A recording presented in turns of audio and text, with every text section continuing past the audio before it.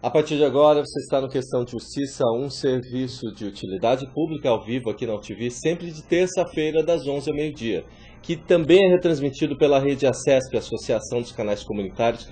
São várias emissoras, você acha aí no nosso site.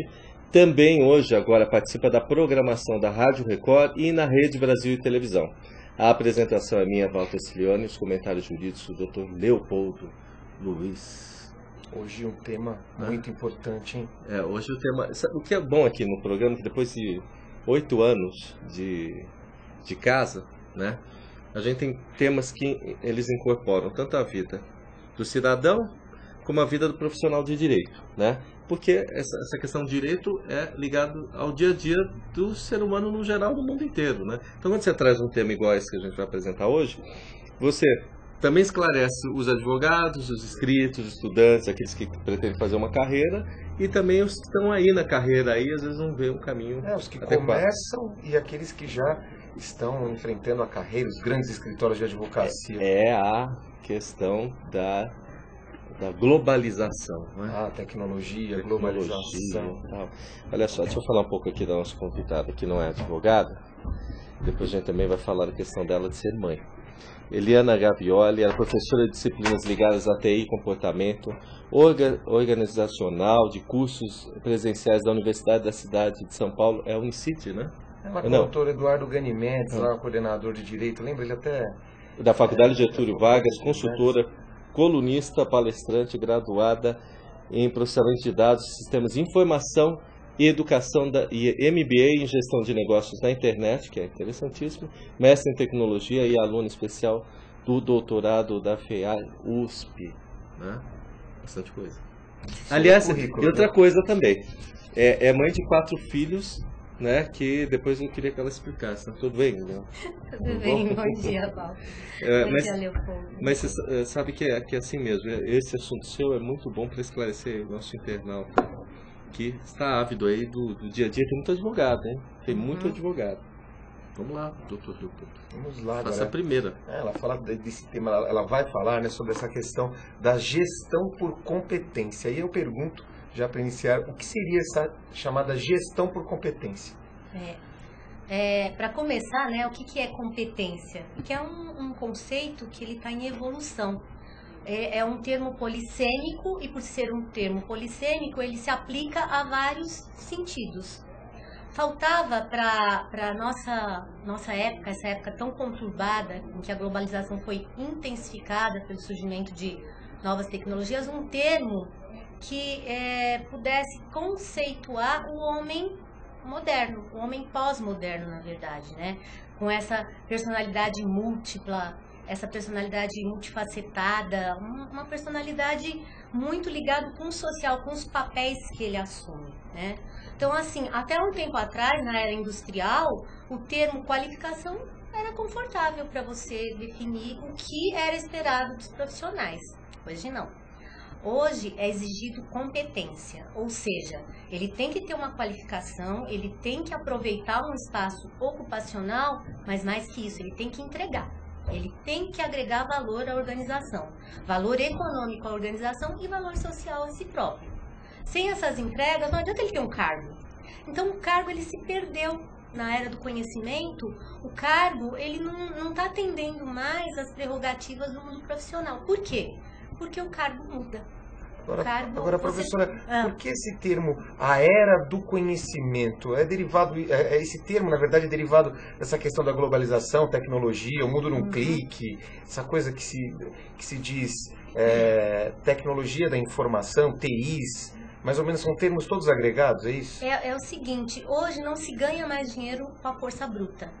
Por quê? Porque está tudo muito automatizado, né? Hoje se ganha dinheiro com estratégia, com capital intelectual. Então, o trabalhador hoje não é mais o trabalhador braçal, ele é o trabalhador do conhecimento. Ele tem que não apenas dominar o conhecimento da sua área de atuação, mas construir novos conhecimentos. E quando ele sair da empresa, ele vai deixar esses conhecimentos lá, mas em contrapartida ele vai levar todo um cabedal de conhecimento que vai fazer com que ele continue construindo a sua carreira. Agora, só para enfatizar, por que essa gestão por competência ela é tão importante na trajetória do profissional? E aí eu digo do profissional advogado, do profissional empresário, do profissional, enfim, os profissionais que possuem essa linha, essa trajetória, esse objetivo de crescer profissionalmente. Então, Leopoldo, a primeira coisa que a gente precisa pensar é como o indivíduo ele constrói, ele desenvolve a sua competência, né? No nosso dia a dia, nós vamos adquirindo habilidades. Elas muitas vezes não vão ter uma importância, uma relevância tão grande profissionalmente. Mas a gente vai aprendendo, você aprende a ler, aprende a escrever, aprende a andar de bicicleta, aprende a encenar, dramatizar, você aprende a escrever contos. Você não sabe ainda para onde isso vai te levar. Essas habilidades elas vão sendo adquiridas concomitantemente, aleatoriamente, você não sabe direito para que é isso. Mas de repente alguma delas te chama para uma área profissional. Então você vai para obter a sua formação. Formação hoje só não adianta, gente. Pegar um diplominha na mão e achar que tô resolvido, não vai mais adiantar. A senhora bateu num ponto extremamente importante. Nós, quando discutimos carreiras jurídicas e outros temas ligados ao direito, à advocacia, o que se coloca mas hoje para um profissional que ele quer crescer, ele quer se dar bem profissionalmente, ele tem que fazer muitos cursos, fazer pós-graduação, se for o caso fazer mestrado, doutorado, e fazer cursos e mais cursos. Até nosso presidente da CASP, o Dr. Fábio Cantor, ele comentava que ele dizia o seguinte, olha, façam inúmeros cursos, ele dizia assim, se vem de diplomas e façam muitos cursos. Isso, na verdade, é extremamente importante para o conhecimento. Agora, para o sucesso profissional em si, ele deixa de ser importante nessa era do conhecimento? Ele continua importante. A qualificação, ela não foi revogada. Ela continua sendo muito importante. Você ter o seu diploma, os seus cursos de pós-graduação, é super importante. Só que isso não adianta nada se você não tiver o domínio do quê? Primeiro, valores éticos utilizados na sua área de atuação. Sem isso, você não fica no mercado, você não é respeitado. Rigor técnico. Né? Você precisa ser rigoroso tecnicamente naquilo que você faz, naquela área de atuação. Cada área tem, o direito tem uma, a engenharia tem outra, e enfim, você precisa realmente ter esse domínio. E as melhores práticas de mercado, né? Então hoje existem certificações aí que te dão essas melhores práticas. Aí você está preparado para aproveitar um espaço ocupacional. Esse espaço ocupacional é provido pelo mercado. Se você escolher uma qualificação numa área que é muito concorrida, você corre o risco de nunca ter uma oportunidade. E aí é muito triste, né? Como eu lido com alunos, eu acho triste um aluno que sai de uma faculdade e não tem um mercado, não encontra uma oportunidade no mercado para ele se definir profissionalmente e começar aquela trajetória profissional com que ele tanto sonhou. Agora, olha a realidade, doutora, pelo menos no mercado de advocacia hoje. São inscritos na ordem mais de 200 mil. Né? Então, a gente hoje tem um advogado, inscritos ativos, mais de 200 mil. Não ativos, passa do número 6 mil para baixo, né, que não é o seu, né? Então, Leopoldo, por exemplo, qual é o seu número de 203 mil. 203 mil. Eu venho da era do MS-DOS ainda. Não existiam as redes sociais. Olha só, 203 mil, Leopoldo. Né? Hoje, então, vamos no universo de mais ou menos 500 mil advogados só no estado de São Paulo, que é o maior que tem na União. Então, você tem, nessa era de globalização, escritórios hoje que são quase escritórios estilo americano, com baias, tal, 400, 500, tem escritório que chega até 1000 funcionários. Aí você pega aquele sujeito, vou dar dois parâmetros, pessoal. Aquele sujeito, o advogado, que ainda vai lá, bota o umbigo no balcão, que tem que ir para a rua e uma área trabalhista, não sei o que, e debater durante o dia. Não faz um trabalho até especializado, só que não tem como se profissionalizar no dia a dia, porque advogado é muita leitura, né? Esse está competitivo ao mercado, está ali, está batalhando todo dia. Tem o do grande escritório. Então eu queria que a senhora desse, por exemplo, um caminho, como é que hoje está funcionando? Para essa pessoa nova que entra no escritório, às vezes tem até que fazer prova, que nem a gente estava comentando lá fora, uma prova de inglês, uma prova de conhecimento, passou pela prova da ordem, e ainda vai passar pela prova do escritório. Ela entra no escritório hoje talvez mais especializada, essa pessoa, e esse que já está dentro do escritório?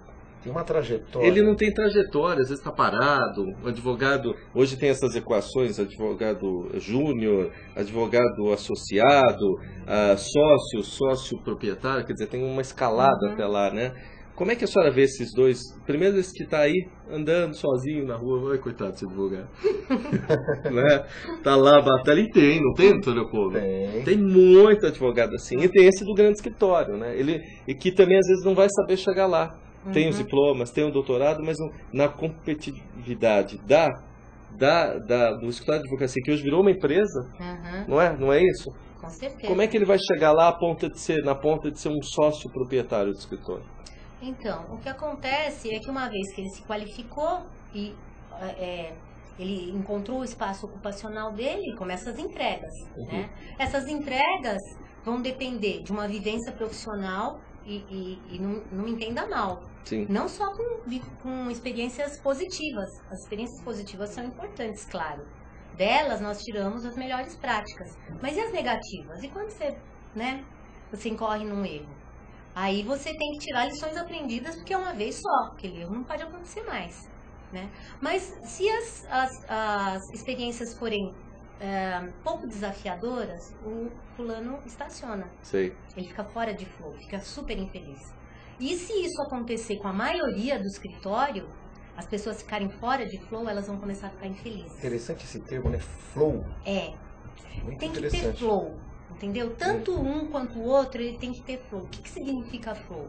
Tem um estudioso, uns estudos, né, de Gillian Stamp, ele fala o seguinte, que o ser humano, ele nem gosta de ficar sem desafio, sem nível de desafio, ele fica entediado, ele fica indolente e desanimado, frustrado, e nem gosta de ser exigido mais do que ele pode dar. Quando você dá um nível de desafio adequado, ele flui. Quem avalia isso, professor? Então, normalmente, né, o empregador, o gestor, ele tem que estar atento a isso, se a pessoa está em flow ou não. Inclusive, assim, as estatísticas são muito altas. Parece que 33% das pessoas que trabalham, do mundo do trabalho, elas estão fora de flow. Quer dizer, elas estão infelizes. Então, isso que eu ia perguntar para a senhora, aquela coisa, eu trabalho só porque eu preciso me manter, é como se fosse um karma para o sujeito até das 6 horas, às 8 horas, ainda tem muito no mercado. Ele vira um ator, né? Ele tem que mostrar que ele está feliz, porque o estar feliz significa que ele vai continuar recebendo o salário. Mas, no entanto, ele não está. Ele só vai estar feliz quando o nível de desafio for adequado. Então, aí ele flui. Ele vai de um nível de complexidade a outro nível de complexidade. Bem, ele nem sente que ele está trabalhando. Por quê? Porque ele está crescendo, ele está evoluindo. Ele percebe que aquele trabalho está agregando valor social a ele. Tá? Mais do que ele, de repente, está agregando valor econômico para a organização, ele está para ele, valor social. É aquela história de vestir a camisa? É isso? Ele veste a camisa por quê? Porque ele está satisfeito e o clima organizacional fica muito bem. No meu artigo que eu passei para vocês, até acho que parece que vai ser disponibilizado, eu falei que muitos das empresas, no caso os escritórios, às vezes ele tem uma posição, um espaço ocupacional fantasma, que ele fica tirando a energia do escritório. Como que isso funciona? Você tem um espaço que não está formalizado. Fatalmente, o nível superior vai começar a assumir aquelas atividades, mas ele não gosta. Ele fica tremendamente satisfeito. Por quê? Porque ele tem coisas muito mais nobres para fazer, ele recebe um salário alto e ele quer fazer, mas ele tem que ficar dando conta daquelas atividades maçantes que já saíram do domínio dele. Então, naquelas atividades ele está fora de flow. Entendi. E nas outras, ele está em flow. O que acontece? No nível inferior, abaixo do dessa posição fantasma, que eu chamo, tem um profissional ali que é sênior, provavelmente esperando para poder ir para o espaço acima, que é o formal, que é onde está esse gerente. Aí o que acontece? Ele nunca vai, porque ele nunca está preparado. Por que ele nunca está preparado? Porque ele precisa de experiências desafiadoras que o coloquem apto, façam com que ele esteja apto para esse espaço. É aquela história do delegar. Eu delego, e o delegar não dá medo ao quem está superior? Então, mas o negócio é o seguinte, se ele não tem esse espaço para ele estar, ele não assume. Você não vai entregar uma atividade que é crítica da empresa para alguém que não está preparado. Então, o que acontece? Essa atividade crítica ela vai ser assumida por quem está acima. Só que a empresa está perdendo. Por quê? Esse profissional ele teria que estar se dedicando a decisões mais estratégicas, de alto nível, e ele está perdendo tempo com essas atividades que o outro poderia estar fazendo. Por que ele não faz? Porque ele nunca está pronto, porque ele não é promovido para aquele espaço, porque é um espaço fantasma, ele não existe. Aí o que a gente faz? Normalmente a empresa vem e traz gente de fora. Aí é que não prestou, né? Mas olha, que a senhora está falando é pura verdade, viu, doutora Pública? Tem uma realidade forte hoje no Brasil, né? Esses escritórios. Você que inclusive já participou, inclusive com consultoria em comunicação para grandes escritórios, você já visualizou aquela multidão de advogados ali trabalhando e aquela empresa ali produzindo e muitas vezes a gente não consegue identificar ali naquele meio sob o ponto de vista gestor. Qual seria o déficit ali, ou qual seria o... Por que o clima organizacional está tão insuportável? Por que o clima está pesado? Por que as pessoas estão se desgastando uma com as outras e a rentabilidade não aumenta? Por quê? Por causa disso. Você traz um profissional de fora para dar conta daquelas atividades que estão extras, que não estão no espaço formal, e aí o sênior fica chateado, porque...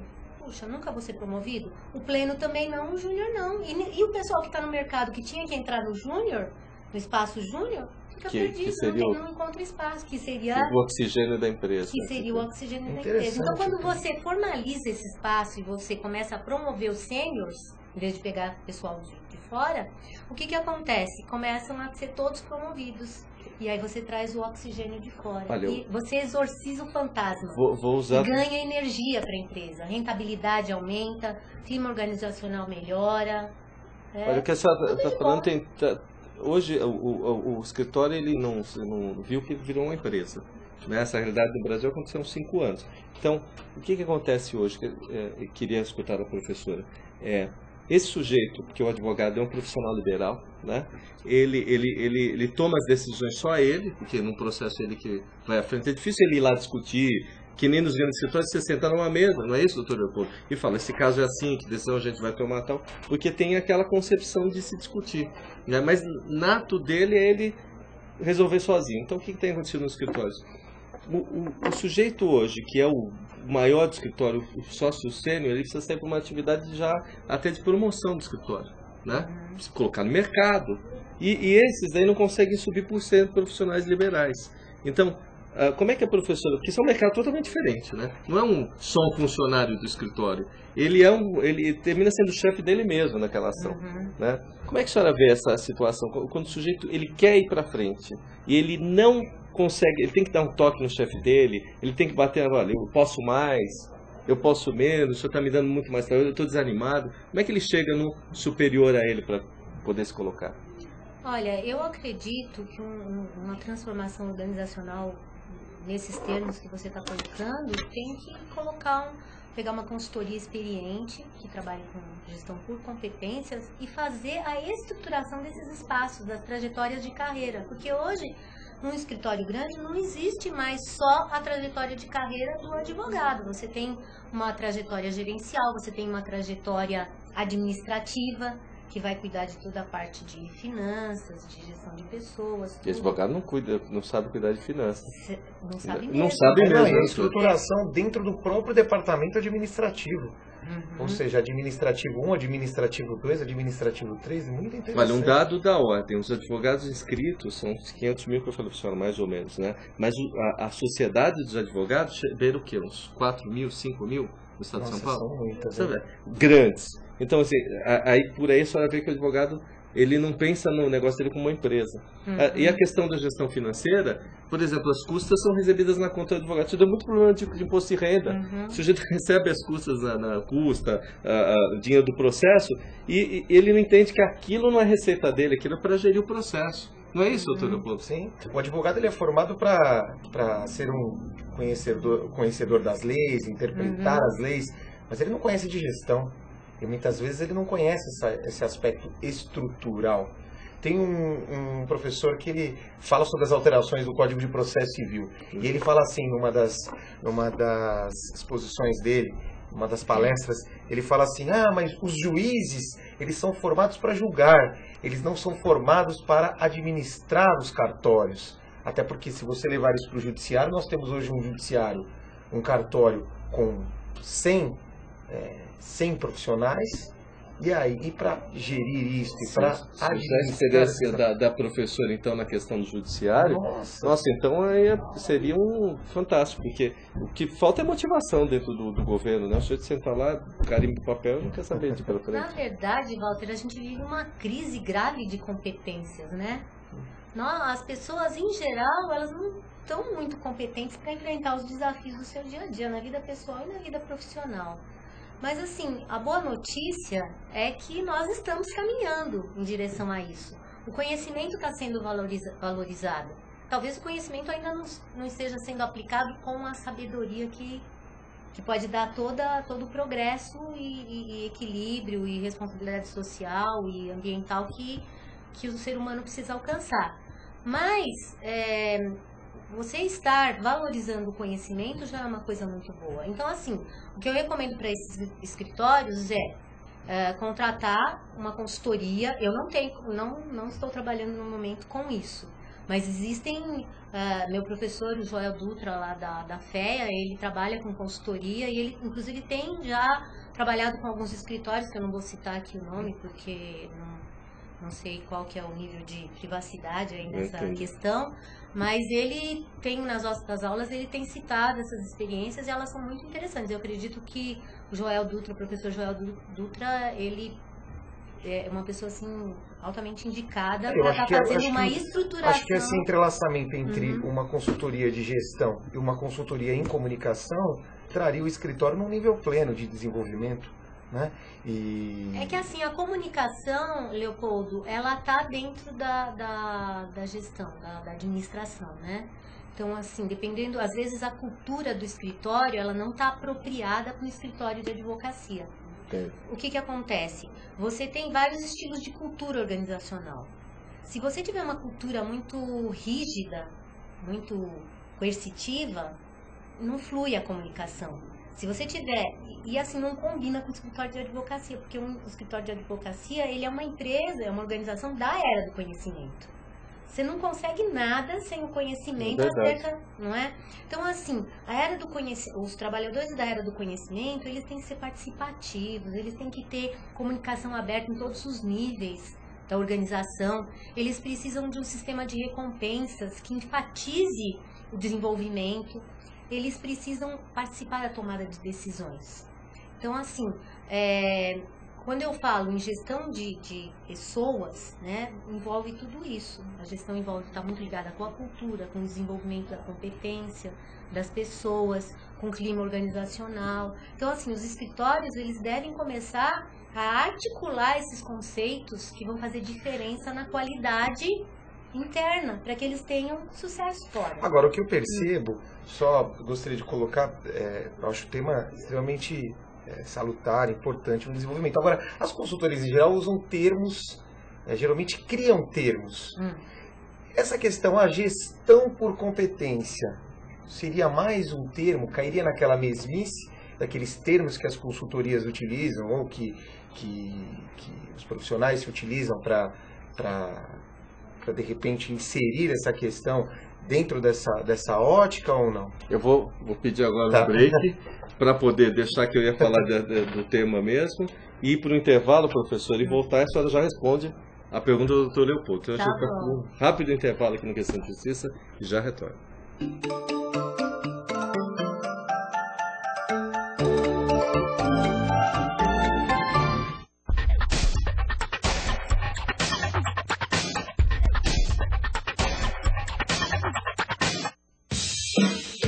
Dá pra estudar e pagar uma faculdade particular? Com o FIES dá. Agora ficou mais fácil financiar qualquer curso superior. O FIES, Programa de Financiamento Estudantil, tem condições mais favoráveis, juros mais baixos e prazo para pagar mais longo. Em alguns casos, não precisa nem de fiador. Informe-se no portal do MEC e faça sua inscrição. Com o FIES dá. Ministério da Educação, Governo Federal.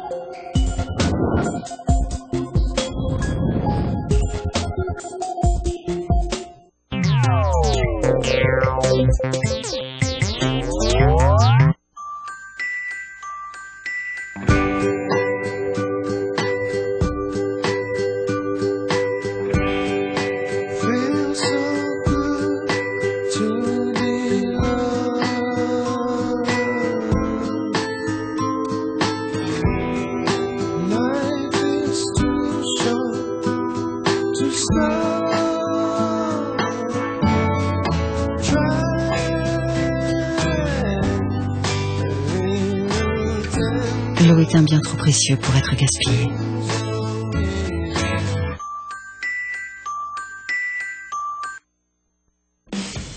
Dá pra financiar minha licenciatura sem precisar pagar nada? Com o FIES dá. Agora, o aluno faz licenciatura em uma faculdade particular e pode pagar o financiamento ensinando na rede pública, depois de formado. Com o FIES, Programa de Financiamento Estudantil, ficou mais fácil fazer o curso superior que você quiser.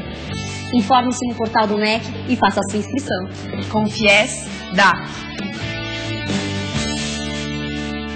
Ministério da Educação, Governo Federal.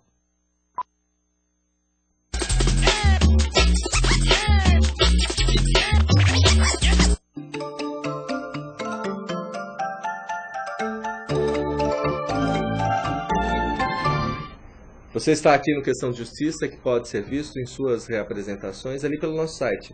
Acesse o site aqui pelo site da UTV, entra aqui na página, acha, né, www.utv, acha o programa Questão de Justiça e acessa www.questãodejustiça.com.br ou veja aí na sua cidade, procure aí pelo nosso site o canal da TV a cabo, que melhor de convir, né? Se você está em Araraquara, tem a TV de Araraquara. Se está em Guarulhos, TV Guarulhos com Fernando Mauro. Se está em Osasco, a TV Osasco ou o ABC, canal 96 da ABC.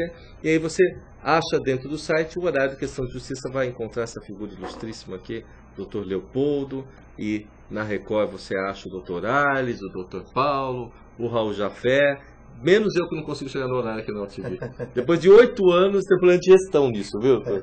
Mas eu tenho um competente advogado aqui do lado, que hoje também é diretor de uma OAB que tem muito carinho, que morei naquele bairro, né? O bairro humano, que é o Tatuapé, né? E faz um excelente trabalho também nessa coisa de comunicar a população. Quem mora no Tatuapé sempre vai ser do Falava um amigo meu que é dono do jornal, a Gazeta do Tatuapé, o Romano Neto, coitado, amigo da mamãe já, que o Tatuapé é a mesma coisa que morar na França. Né? Quem vai para o Tatuapé não quer mais sair daquele lugar. E a gente está falando de gestão aqui com a doutora Eliana Gavioli, né? E que o tema que há 6 anos a gente fica discutindo, o Questão de Justiça até nasce disso, porque é uma fusão de falar para a população o que é direito e dever, mas também com aquela vontade do mundo do direito, do advogado ávido em querer passar informação, que está no Código de Ética da Ordem. Ele tem que passar o notório saber. E a cidadania também. Cidadania. Né? Com a cidadania. E incorporar isso dentro do escritório dele, né? E aqui a professora está explicando brilhantemente aí o caminho disso, porque hoje eu acho que ainda tem focos que você tem que explorar. Uma das questões, queria que você voltasse ao tema, mas depois que ela respondesse, queria que ela falasse de rede social, que é uma coisa que me assusta nessa relação advogado, mídia e tal, mas faça de novo. Não, bati naquele ponto que acho que todos comentam, mas a consultoria inventa termos novos, apesar que a convidada ela não tem uma consultoria, ela é professora. Eu sou consultora, mas não tenho a minha própria consultoria. Agora, com outras dizem que as consultorias em si inventam termos novos. Será que essa questão de gestão por competência seria um termo novo? Cairia naquela mesmice ou não? Então, fazendo um link entre a pergunta do Walter e a sua, eu posso dizer o seguinte: o que acontece hoje? Segundo um pensador francês que está muito em evidência, Edgar Morin, ele fala que no mundo altamente complexo, com situações muito complexas, não adianta você querer resolver as coisas com pensamento simples. A lógica do pensamento simples, ela não é suficiente para dar conta dos problemas da nossa realidade. Então, ele propõe um pensamento complexo. Você resolve problemas complexos com uma lógica complexa. O que essa lógica complexa ela propõe? Ela propõe assim, que como o conhecimento, ele está... as áreas de conhecimento, elas são requeridas, várias áreas de conhecimento são requeridas para resolver um só problema. Ou seja, os problemas se tornaram muito multidisciplinares. Ou seja, você tem que ter um conjunto de indivíduos que cada um assuma o seu papel, que ele domine uma disciplina ou uma área de conhecimento e que juntos eles consigam dar conta desse problema. No escritório de advocacia, o que acontece?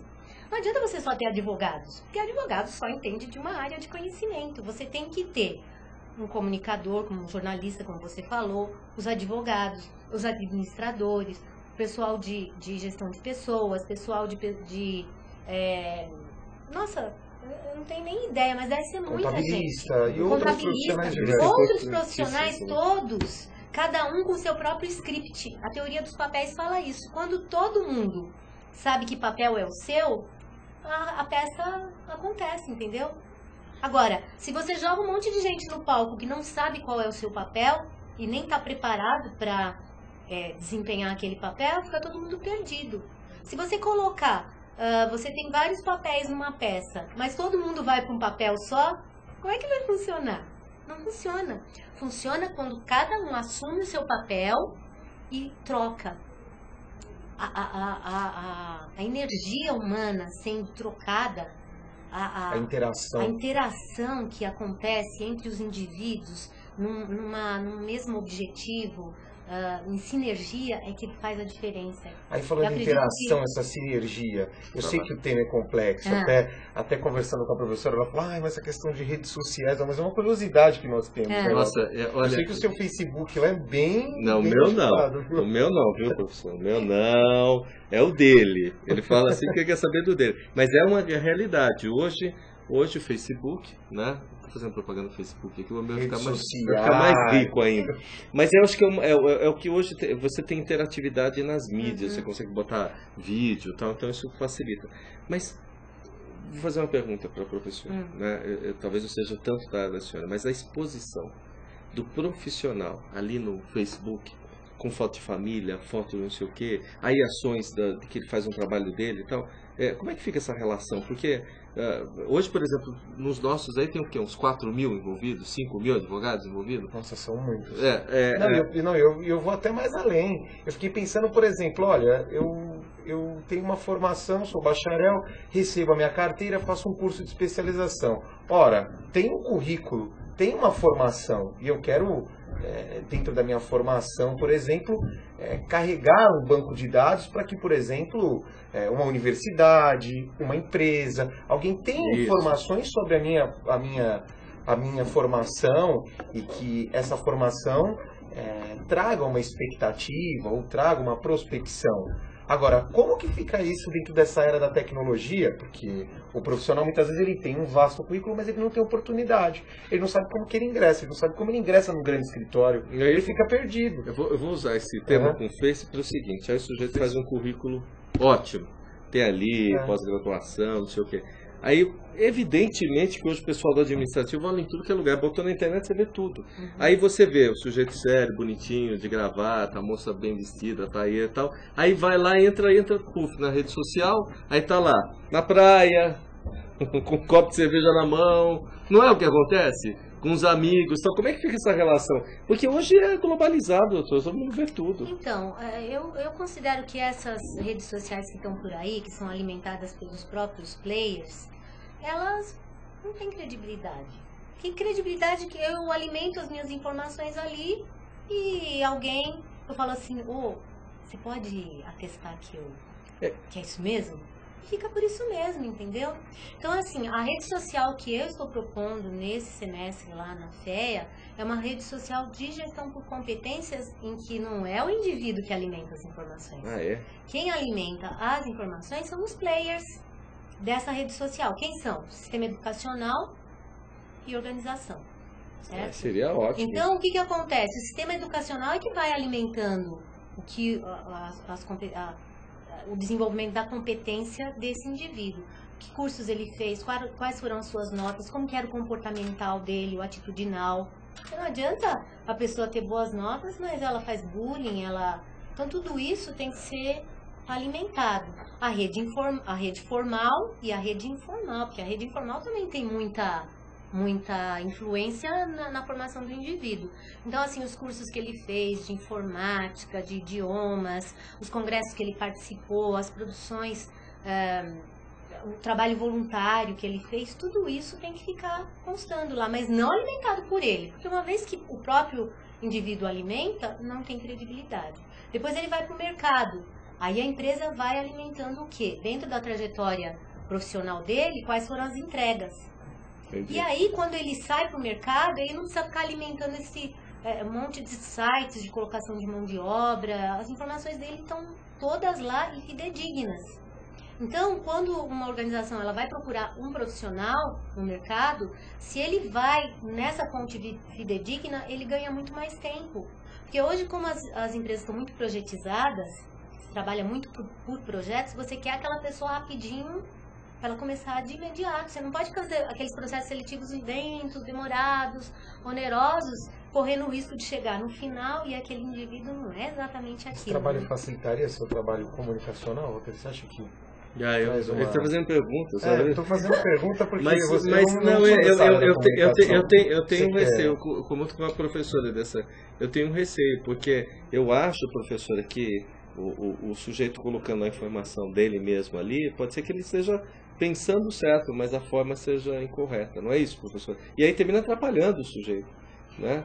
Termina atrapalhando, ele quer às vezes até trabalha no trabalho dele mesmo, né? Eu sinto assim, eu tenho um super medo dessa exposição de rede social, tanto que a gente alimenta só com coisa do programa mesmo, mas também a gente não tem gestor disso, né, professor? Existe um gestor. Agora, nessa rede social, um fator importante aí seria a atribuição do próprio indivíduo determinar o seu nível de privacidade. Se ele falar assim, eu não quero que ninguém veja, ele está fora do mundo, né?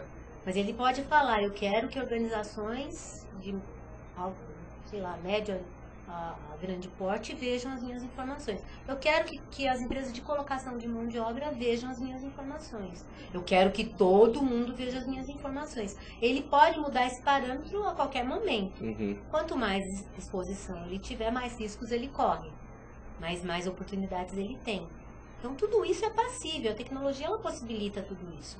A grande diferença entre as redes sociais que estão por aí, a minha proposta de trabalho é uma rede social de amplo espectro, orquestrada por múltiplos atores, tá? E articulada por órgãos reguladores, do MEC e do Ministério do Trabalho. Seria fantástico isso.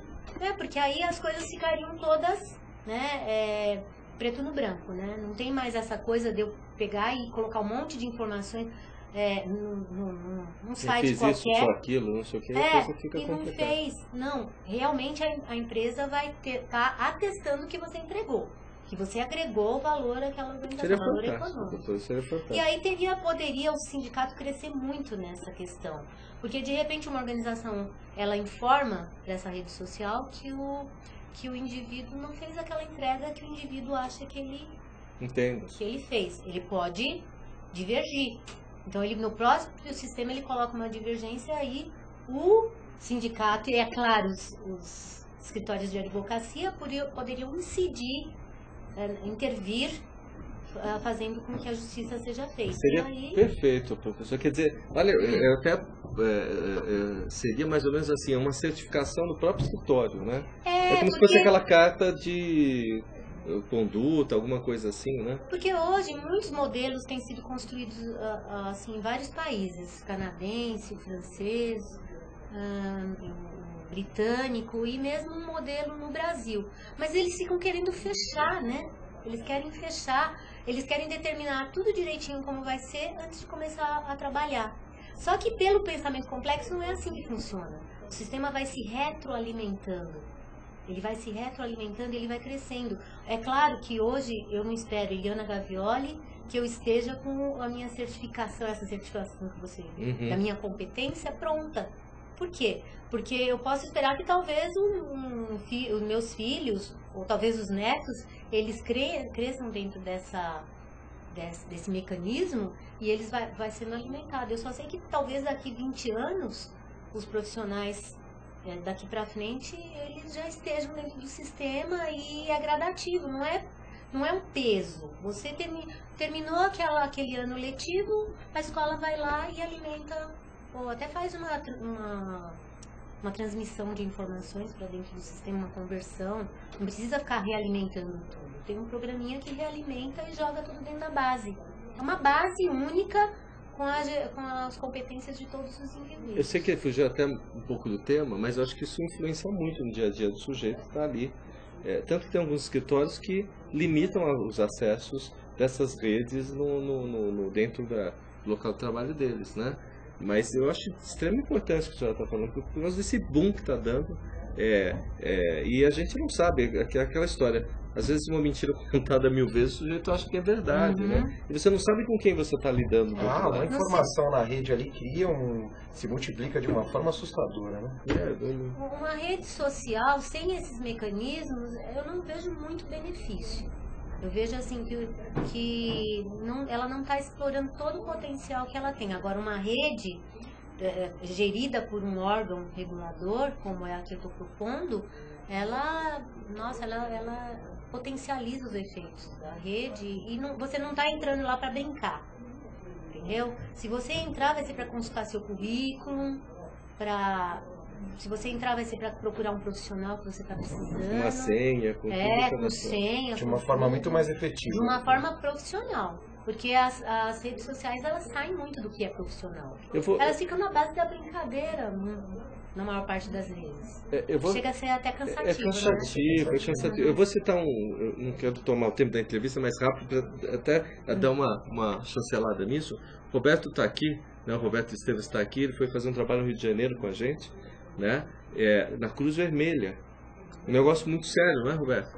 E a gente ficou lá um tempo e pegamos toda aquela extensão da tragédia, tudo que aconteceu, e lançamos na rede social aquilo para uma questão de mostrar o que estava acontecendo para a doação de alimentos. Bom, vou resumir a história.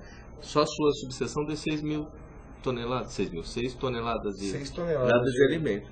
Aí existiu uma situação em uma determinada cidade que um sujeito escreveu, uma moça escreveu ali, isso eu atesto, a gente passou por isso, que tinham sido mais de 6.000 pessoas vitimadas na questão do Rio de Janeiro. Uma verdade profunda, quer dizer, que apavorou todo mundo e jogou na rede social. A gente estava com 800 pessoas, né? Um número já forte demais, mas acho que não chegou nem, a gente não tem noção, mas não chegou nem a 2.000 até hoje. Agora o sujeito lançou 6.000, quer dizer, e aquilo disseminou de uma forma que apavorou o pessoal. Não, são 6 mil pessoas lá, aí vem problema de saúde, quer dizer, a seriedade dessa história, né? E é sujeito que tinha diploma, não é? Foi, Roberto? Foi um karma isso aí pra gente, para reverter a informação errada que o sujeito colocou. Agora imagina quando o sujeito não consegue reverter e fica aquela injúria nas costas desse fulano o resto da vida. E acaba com a vida profissional dele, né, professor? Então, do jeito que tá, vai acabar. No caso aí, esses atores seriam todos de uma empresa. Penalizados, penalizado. Não, mas é normal. Eu quero que ela fale daqui a pouco da condição dela de mãe. Que ela tem uma condição específica. Dá tempo, tem 10 minutos. Vou passar. É verdade. Na verdade, ela escreveu um livro, a professora escreveu um livro que fala sobre adoção. E, se eu não me engano, esse livro ganhou destaque já nas mídias. Ela fala sobre adoção. Ela é mãe de 4 filhos, né, Walter? E fala sobre adoção. Aliás, o problema da adoção hoje que vem causando... nós tivemos, inclusive, no Supremo agora, nós tivemos uma decisão agora no Supremo. O Supremo julgou essa semana, aliás, um caso extremamente novo. O Supremo julgou a questão das uniões, entre casais. E agora abrindo essa questão para a união entre casais do mesmo sexo, enfim, né? Não existe mais aquele termo união entre um homem e uma mulher. Né? Agora é união. Agora é uma união muito mais aberta. Uma união estável. Deixa, a professora vai voltar. Tem a questão da união estável em si, mas não é questão da união estável, é questão das uniões em si. Claro que a união estável é uma união muito mais flexível, né? E aí que traz um conceito diferenciado. Eu vou pedir até, a professora está voltando, eu vou pedir até, ele está fugindo, vai passar rapidinho aqui. Doutor Paulo Barbosa, faz ele entrar aqui rapidinho, tem que entrar. Senta aqui, professora. Desculpa, é ao vivo o programa, não tem problema. Cadê o Dr. Paulo Barbosa? Ele está fugindo. O Dr. Paulo Barbosa é um dos melhores advogados, está lá com a gente na Rádio Record também, AM, dando aí dica de cidadania. Ele não quer entrar, está ali, mas tem uma voz fantástica, um conhecimento profundo do que hoje em dia a gente está falando lá, que tem a questão bancária, você tem vinhetinhas de 30 segundos ali, sempre explicando a questão de cidadania. Professor, a senhora tem que ficar, agora a senhora vai vir bastante aqui, tem que ficar acostumada aqui, programa ao vivo sempre tem tá faltando a aguinha aqui da senhora. Tô saindo de uma gripe, né, então é natural uma certa ainda desconforto, né. Deixa eu falar de uma situação de conforto que a senhora deu, posso fugir um pouco do tema? Pode. Rapidinho, né, uma situação de conforto que a senhora deu para 4 crianças, pode falar, professora? Pode. Então, a professora é mãe de 4 filhos, né, que já é uma coisa... 4 filhos no mundo, a minha irmã tem 2 gêmeos, 4 filhos deve ser muito, né? Agora 4 que a senhora levou eles para um caminho do bem, né? Não que seja, mas um caminho bom porque trouxe pela adoção, né? E a senhora fez um livro assim, e isso é uma situação que me deixa muito contente, porque nesse mundo do jeito que está, quem tem coração tem que ser muito mulher, muito mãe para trazer esse povo para dentro de casa, dar caminho para eles, transformar eles em parte da família. Hoje, como a senhora tem os filhos, queria que a senhora citasse, porque não é fácil esse caminho da adoção no Brasil. Não é, mas o meu foi bem suave. Tenho 4 experiências muito boas, muito bem recebidas. São meninos, meninas, são casais? São 2 meninos e 2 meninas. Estão agora na faixa entre 22 e 18 anos. A minha caçulinha completou agora sexta-feira 18 anos. 18 anos. E é uma família linda, né? A gente está muito feliz, muito satisfeito assim, com essa realização. E agora lembrando o que vocês contaram sobre o terceiro setor, é muito interessante o terceiro setor também participar dessa rede social. Porque o que acontece? Muitas vezes, a maioria da população, nós brasileiros somos muito assim, a gente quer fazer trabalho social, a gente quer fazer trabalho voluntário, e muitas vezes a gente não acha onde. Então, assim, a rede social, ela poderia também fazer essa ponte. Esse caminho. Eu tenho competência numa área de atuação. O que eu faço? Eu me candidato para um certo tipo de trabalho. A rede social, a ONG, o terceiro setor vai lá, rede social não, desculpa, a empresa do terceiro setor ela olha que tem aquelas pessoas disponíveis. Ela pega e agenda com eles um programa de desenvolvimento, alguma coisa na ONG. Então, você acaba conseguindo fazer o quê? Fazer a ligação entre as pessoas. Quem quer fazer trabalho voluntário, com a oportunidade do trabalho voluntário. Por outro lado, a empresa que vai te contratar, ela vendo que você faz trabalho voluntário, ela já te vê com outros olhos. Ela vai ver que você tem um outro espírito, que você está aberto a se doar, que você...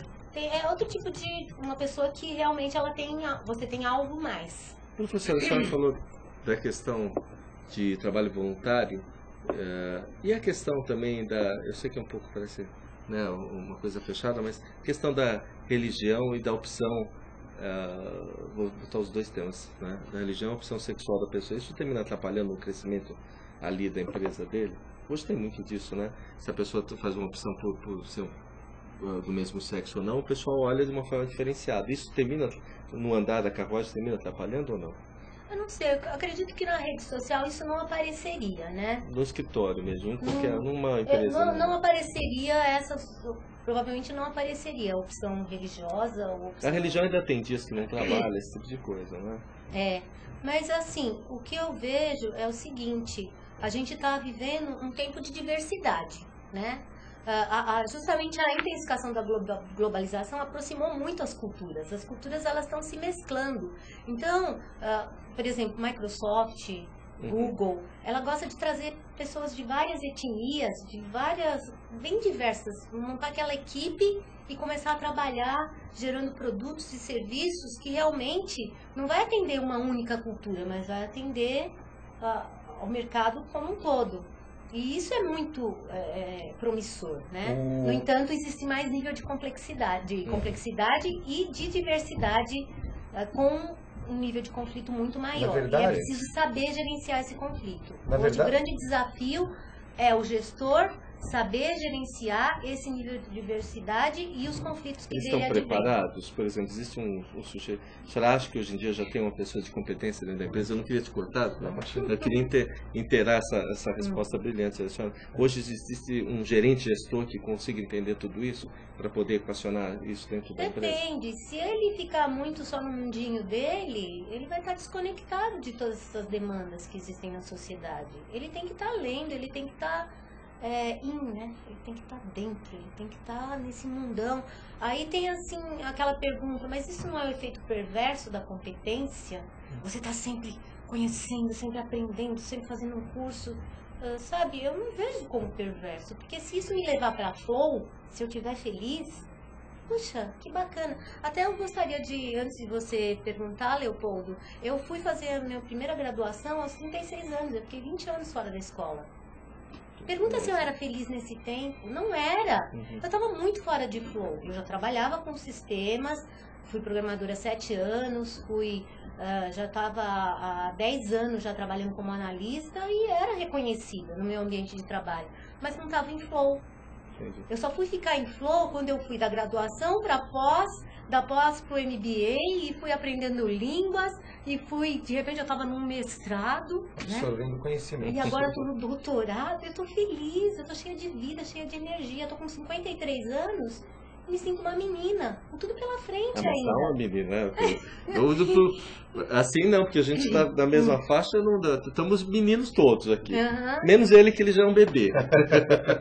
Mas você flui, entendeu? Isso é muito gostoso. Você flui, você se sente vivo, você sente que você pode agregar. É um exemplo que a senhora está dando, tanto pela questão da adoção, de ser mãe, também eu acho um exemplo, botar para frente. Esse povo não pode parar de jeito nenhum. Tem alguma pergunta antes? Não, na verdade você bateu num ponto que é a pergunta do internauta, essa questão da alimentação desse seu sistema, né, desse sistema colocado. A pergunta do internauta é o seguinte, mas de repente o empregador, ele não poderia usar isto contra o empregado, já que ele teria ali alimentado algumas informações que de repente não estaria de encontro, aí vai justamente na pergunta que o Walter fez, não vai de encontro, de repente, com a perspectiva dele, gestor, empregador. Legal a pergunta, Leopoldo. Qual que é o nome do internauta? É o Alexandre Machado. Oi, Alexandre Machado. Acho que boa tarde ou bom dia. Já estamos quase no boa tarde. Então, Alexandre, o que acontece é o seguinte, hoje o sindicato está com a sua atuação um pouco limitada, né? O sindicato ele poderia crescer muito junto com os escritórios de advocacia para defender esse trabalhador, né? É uma coisa que o sistema espera, né? O sindicato justamente para defender os direitos do trabalhador. Então, se a organização ela não for competente para tratar com a alimentação do sistema quanto às entregas que esse profissional fez, o sindicato ele tem que intervir. Ou o sindicato, ou o órgão regulador assumir isso enquanto o sindicato não assumir. Alguém vai ter que assumir, porque vai ter que ter equilíbrio nessas relações, né? Um sistema social de gestão por competência, ele conta com isso. Não tem como. Tem que ter alguém para fazer todo esse equilíbrio de forças, né? Professora, acabou. Não sei se eu consegui. Não, chegou. Mas olha, chegou. A gente conseguiu sanar algumas perguntas e a senhora vai voltar aqui para continuar esse assunto. Eu volto com tanto prazer. Porque essa questão de gestão de escritórios, gestão para a sociedade de advogados é muito importante aqui. E não só para a gente, como a senhora viu, para a sociedade também. Obrigado, professora. Obrigada a vocês pela oportunidade, Leopoldo, Walter. E muito sucesso aqui para a emissora, porque vocês fazem o conhecimento se ampliar e isso é muito importante. Só fazemos com pessoas que nem a senhora. Né? Qual é o nome do livro? Só para fechar o programa? É o Quartinho Solitário, da editora Vida. Ele está em final, né, de edição, não sei se vai ser reeditado, mas na internet você consegue ainda encontrar vários exemplares por aí. Quartinho Solitário. Que não é mais solitário, né? Que bom. Obrigado, professora. Doutor Leopoldo. Parabéns, professora. E sempre um prazer, né? Discutirmos temas tão importantes, né? De cidadania, de ética, né? Ele sempre traz coisa boa aqui, viu? Gestão, né? Gestão por competência. É isso.